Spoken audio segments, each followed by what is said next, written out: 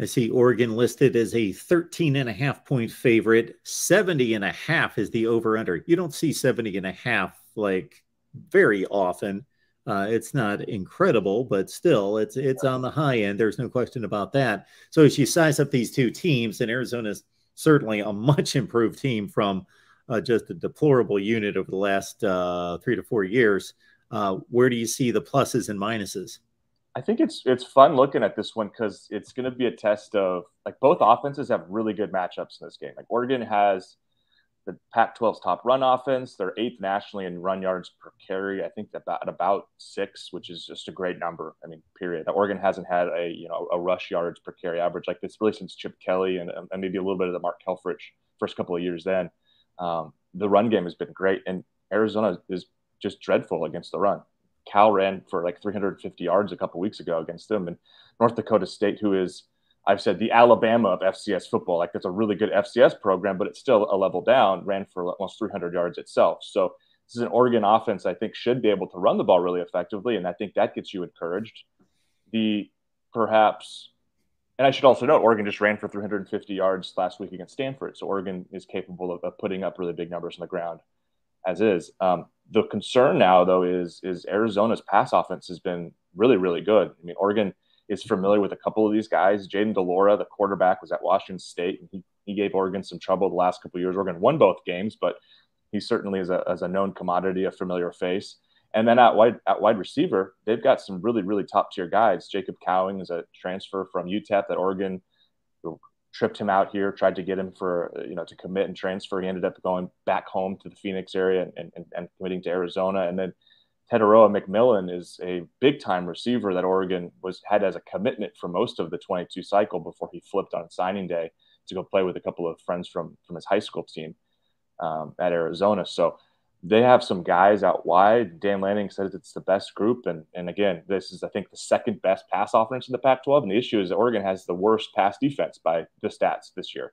Part of that, if we're going to try to like put a little bit of a positive spin on it, is that Georgia in the opener had like 450 yards and just completely carved them up. And that's Georgia. And you've seen a little bit of an improvement even last week against Stanford, who has, again, Tanner McKee, I think we agree, NFL caliber quarterback. He threw about 160 yards in the game, and Oregon did a much better job. But it's going to be a challenge here to see if Oregon's pass defense can kind of stand up and make some plays and limit what DeLore and the Wildcats can do throwing.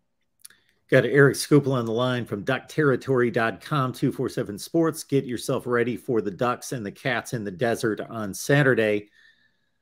This team's pretty healthy for the most part, but there's a few standouts that are a bit nicked up. What do we know about some of the personnel injury issues?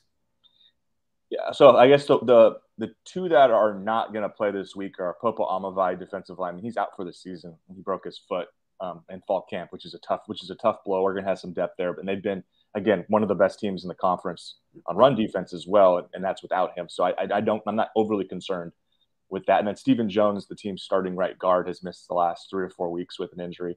Don't expect him back until after the bye week, maybe against UCLA. But the two that I think are most present on Oregon fan minds right now are Justin Flo, the former 5-star linebacker, and then Byron Cardwell, who was the leading returning rusher from last year's team, a young player that fans were really excited about and thought maybe would have a breakout season this year. And I don't know if we have much information at all on Byron Cardwell. He hasn't played since, I think, the Eastern Washington game. He has warmed up before every game and looked okay. He's been at practice. He's been doing a little bit of stuff, but not a ton. I'm told it's just an injury and there's nothing, there's a lot of tinfoil hats being put on by Oregon fans about why is this guy not playing? What's going on? I'm told it's just an injury, so don't overthink it. This isn't like some sort of he's in the doghouse situation, but it's certainly notable. And I'm not overly confident he plays this week either. We'll see. Maybe this is the game he comes back and can contribute a little bit. Certainly could help in terms of the run defense isn't very good. And then for Flo, he's been in and out of the lineup. He played the first couple of games, then didn't play against BYU, played against Washington State, then didn't play against Stanford. Lanning said on Monday he was trending in the right direction. And Mark, we actually got to watch 11 on 11 in practice yesterday for the first time in 6 months since spring camp. And Justin Flo did take part in that drill, or in those drills. So I thought that was an indication that I would expect him to play in some capacity this week. But those are the two guys. The team is, knock on wood, pretty darn healthy overall right now. Dan Lanning must be feeling good about his team and his situation right now. He's loosening up a little bit. I hope so. Because otherwise we're just watching them, punt the ball and block on air for 15 minutes before we're ushered out of there. It was nice to see them do a little bit of something more.